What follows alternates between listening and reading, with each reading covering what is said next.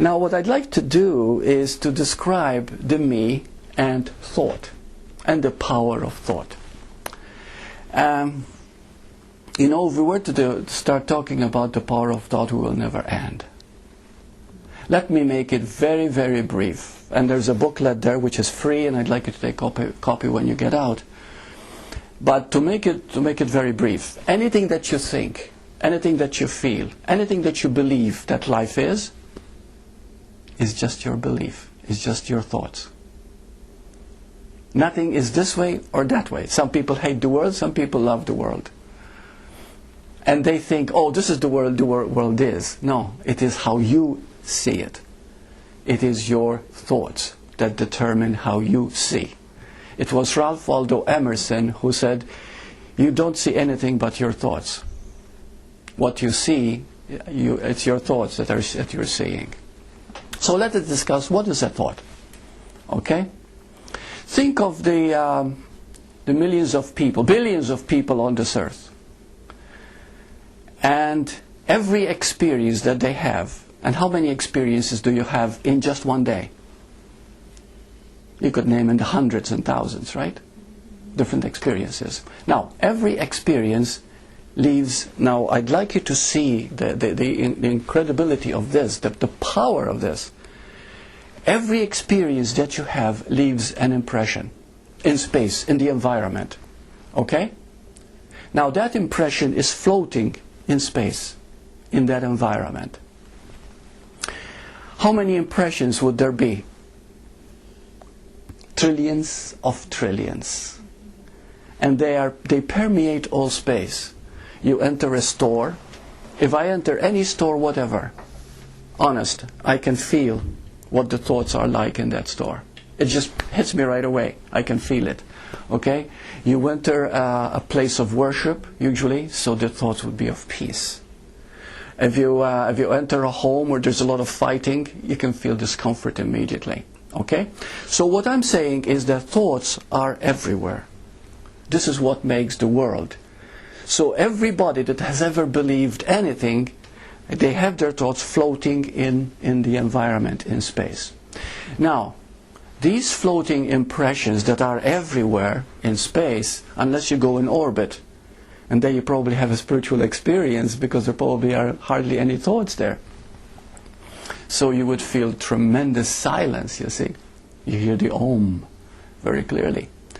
So because of these impressions, what is happening here? They're seeking a home. These impressions, these trillions of impressions are seeking a home. How do they find a home? Whenever a human being feels a lack, any lack, those corresponding impressions of those millions of people gather together and enter that person's mind. Got it?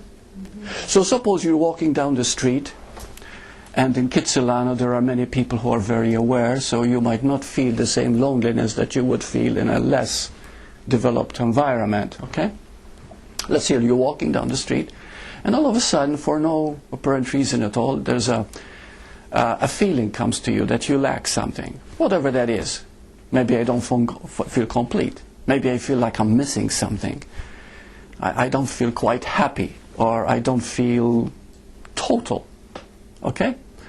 Immediately, there could come a thought of loneliness, or isolation, or rejection, or feeling unloved. It can come to you. How do they come to you? You pick up those thoughts that people have experienced, that are floating up, and you draw them into you. But what happens with the average person is that the moment these thoughts come into their mind, they don't see them as thoughts. If you were to see them as thoughts, you're free. That's called the spiritual awakened state. You don't see them as thoughts, you see them as a feeling. You see? So therefore you get that feeling, a feeling of, you know, I am separate, I feel separate. Separation is the one thing that comes immediately. The feeling of separation. And the feeling of separation always comes a very isolation, loneliness, desperation, many forms of emotional pain, emotional suffering. Okay, this is inevitable. So I can go back to relate to people who have not experienced truth in their childhood, and go back to what is truth.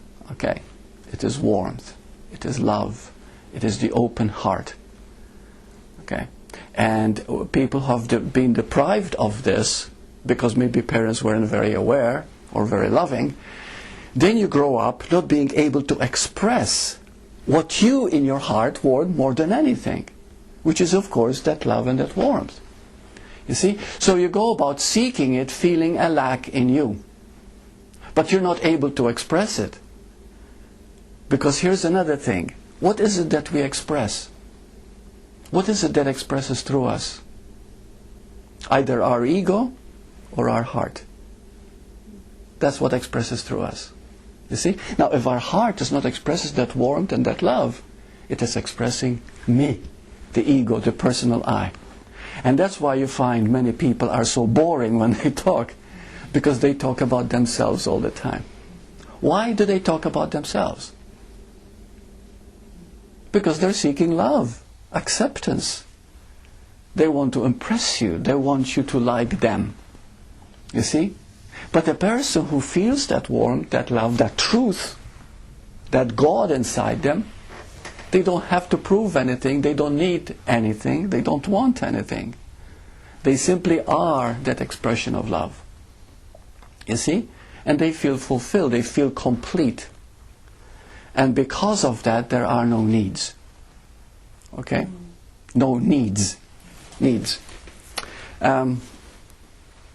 So do we see here the difference between the me and what is the, okay, I'll ask you this. What is the difference between thought and me?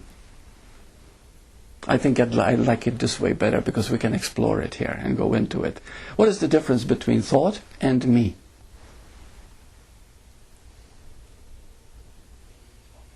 We're talking about the little me, the ego? Just me. Just me. And me has many, what's that? Me is a thought. Me is a thought, isn't it? That's right. Me is a thought. Okay. Now this is the beginning to see the difference here. Beautiful. Okay. Me is really a thought. That's all it is. It's a belief. However, what if you expand that thought and give it lots of room so that it almost stops being a thought? Well, remember that all of life is motion of energy, right? It's energy. Energy is expanding and contracting all the time. You see? You could get up in the morning feeling on top of the world.